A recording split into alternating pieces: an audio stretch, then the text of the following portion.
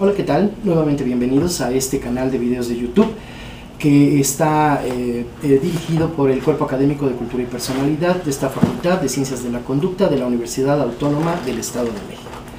En esta ocasión, este canal se viste de gala porque tenemos la visita de una psicoanalista muy importante, famosa en nuestro país, que es la doctora Liora Stavchansky. Ella se formó en la licenciatura en la UAM Xochimilco, es psicóloga de inicio, hizo una maestría en literatura infantil en Inglaterra y también vino y desarrolló estudios de doctorado en el Colegio de Psicoanálisis Lacaniano aquí en México, y esa es su formación. Doctora, de verdad le agradezco enormemente su atención, bienvenida. Y bueno, el tema que vamos a tratar es el psicoanálisis en niños, fundamentalmente, con niños.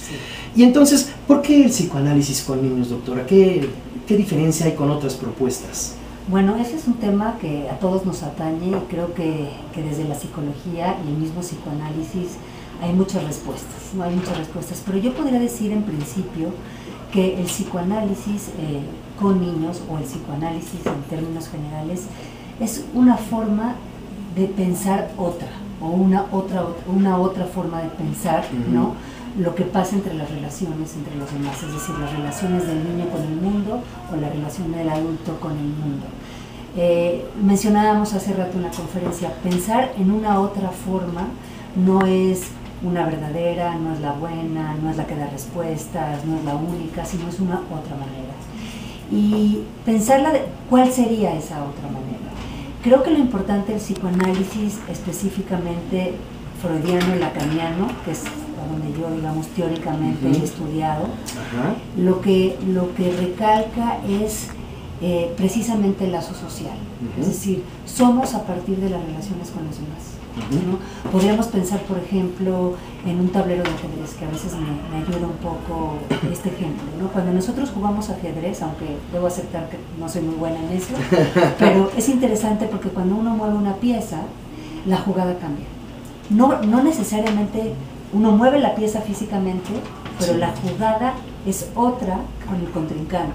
Hay muchas otras alternativas. Sí, entonces uno tiene que pensar a partir de una jugada cuáles son los movimientos. Es decir, uno no puede anticipar, uno no puede futurear, ¿no? Sino que más bien uno va leyendo a partir de ciertos movimientos.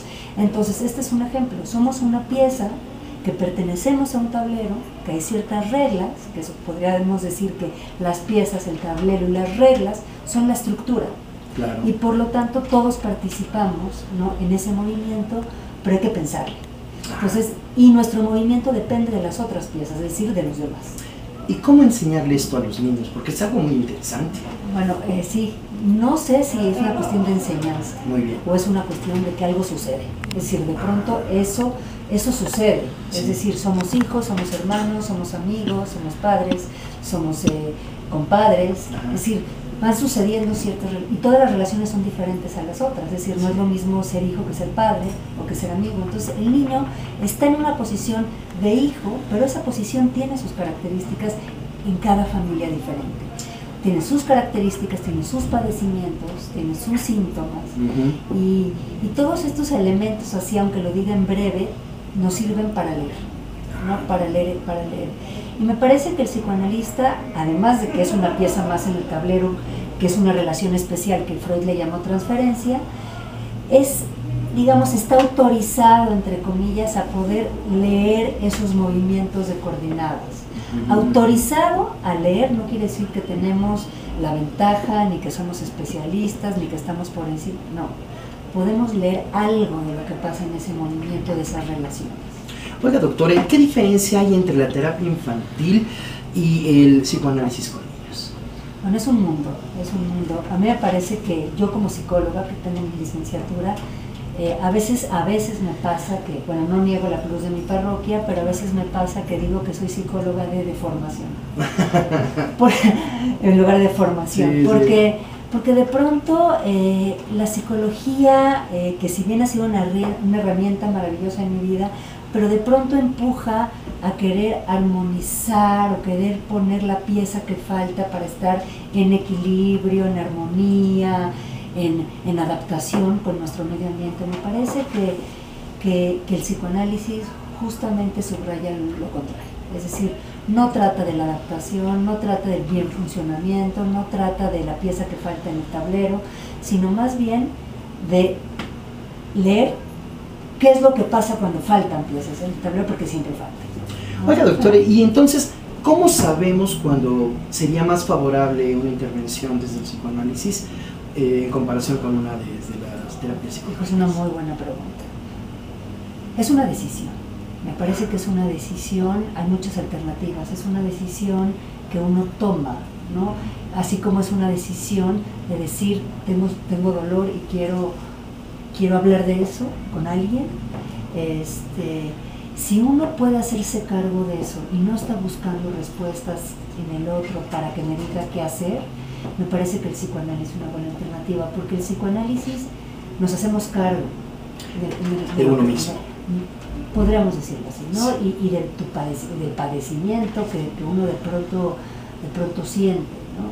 Entonces me parece que por ahí va un poco el asunto, es decir, no buscar respuestas, ni métodos, ni tratamientos que un otro me va a dar, Sí. y buscar eso, sino más bien hablar de eso, hablar de lo que me duele, de lo que me hace falta, de lo que padezco, de las relaciones con los seres queridos, y eso en sí mismo tiene un camino que alivia.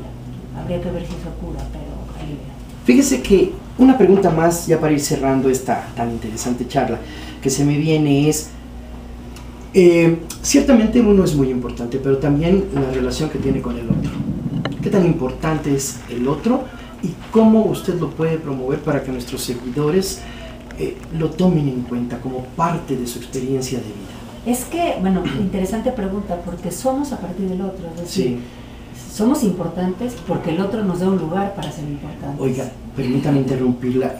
Me recuerda un pedacito de un poema de Octavio Paz que dice: para ser yo he de ser otro, salir de mí, buscarme entre los otros. Ahí está. Los otros que no son si yo no existo, los otros que me dan plena Ahí existencia. está, ahí está.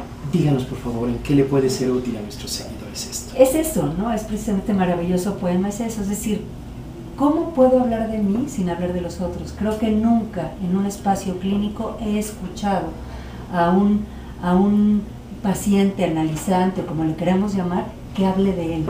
Para hablar de él tiene que hablar de los otros, no podemos hablar de nosotros mismos si no es del amor, del padre a la madre, el hermano, el amante, la esposa, el amigo. Es lo que nos puede adornar, ¿no? Para poder hablar de él. Esto es un universal, pero ¿qué tan importante es en el caso de los niños?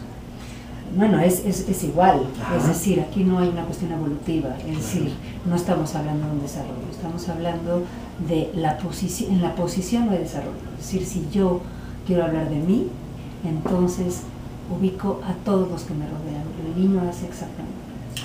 Doctora, para cerrar esto, dígame por favor, desde su muy particular punto de vista, su experiencia, ¿qué recomendaciones, consejos podría usted darle a los niños o a los padres para que orientemos a los seres humanos a tener una vida más saludable, en términos sobre todo psicológicos? Hijo, es una pregunta muy difícil porque Sí, recomendar es así como dar tips y recetas, no existe. Yo creo y creo profundamente en la palabra. Es decir, que si uno puede hablar y ser escuchado y el otro puede hablar y ser escuchado, creo que ahí tenemos un canal para pensar muchas cosas. Y entonces el psicoanálisis sí es posible con los niños. Definitivamente yo creo que sí. No sabe de Digo, verdad. habría que platicarlo un poco más, pero bueno, si no, no estaría igual. Muy bien. No sabe de verdad cuánto le agradezco esta plática que nos acaba de regalar. Y como nosotros no pretendemos triangular la información, yo quisiera pedirle de favor que nos regale su correo electrónico para Claro nuestros que sí, seguidores, con mucho gusto. de tal forma que se pongan en contacto directo con usted. Claro que sí, mi correo electrónico es liora.stavchansky@gmail.com. Lo deletreo: LIORASTA de chica CHANSKY@gmail.com. Bueno, pues ahí queda. La invitación es, si ustedes tienen interés en llevar a sus hijos a recibir una atención desde el psicoanálisis, pues qué más que un especialista de lujo como la doctora Liora. Quedamos en contacto Les agradezco su atención y estamos al pendiente de sus peticiones para continuar con la difusión de todas estas temáticas tan importantes. La Universidad Autónoma del Estado de México al servicio de la comunidad. Muchas gracias, que tengan una excelente tarde.